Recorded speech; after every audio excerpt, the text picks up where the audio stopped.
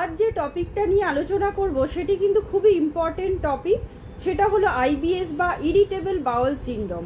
এক্ষেত্রে আপনাদের সাধারণত বিভিন্ন রকম পেটের সমস্যাজনিত বিভিন্ন রকম উপসর্গ প্রকাশ পাবে। যেমন আপনাদের যদি কোনো খাবার খান সেটা ঠিকঠাক হজম হবে না, তার ফলে পেটে একটা ফাঁপ ধরে থাকবে, গ্যাস হবে, হজম না হওয়ার কারণে বুকে একটা জ্বালা থাকবে, এই সমস্ত সিমটমসগুলো দেখা যাবে। এর পাশাপাশি আপনাদের পটির চেঞ্জেস আসবে, মানে কখনো ডায়রিয়া হচ্ছে, কখনো আবার কনস্টিপেশন হচ্ছে।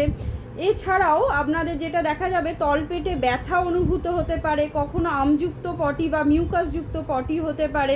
এছাড়াও আপনাদের সবসময় একটা পেটের মধ্যে অস্বস্তি ভাব থাকতে পারে, পেটটা যেন সবসময় ফুল হয়ে আছে, খাবারের অরুচি থাকতে পারে। এই পেটের সমস্যার কারণেও অনেক সময় আপনাদের রাতের ঘুমটাও চলে যাবে। এই সমস্ত সিমটমসগুলোই কিন্তু আইবিএস এর সিমটমস, অর্থাৎ ইরিটেবল বাউল সিনড্রোমের সিমটমস। এই হলে আপনারা কি ফলো করবেন, কি গাইডলাইন্স মেনটেন করবেন। সাধারণত আপনাদের খাদ্যাভ্যাসের একটা পরিবর্তন আনতে হবে, ব্যায়াম করতে হবে। অবশ্যই স্ট্রেসটা এক্ষেত্রে কিন্তু একটা ফ্যাক্টর, আপনাদের মানসিক চাপ অবশ্যই কমাতে হবে এবং আপনাদের একটা নির্দিষ্ট টাইমে ঘুমাতে যেতে হবে। এরপরেও বলবো যদি না কমে অবশ্যই একটা ডক্টরে কনসালটেশন অবশ্যই দরকার আছে। নমস্কার।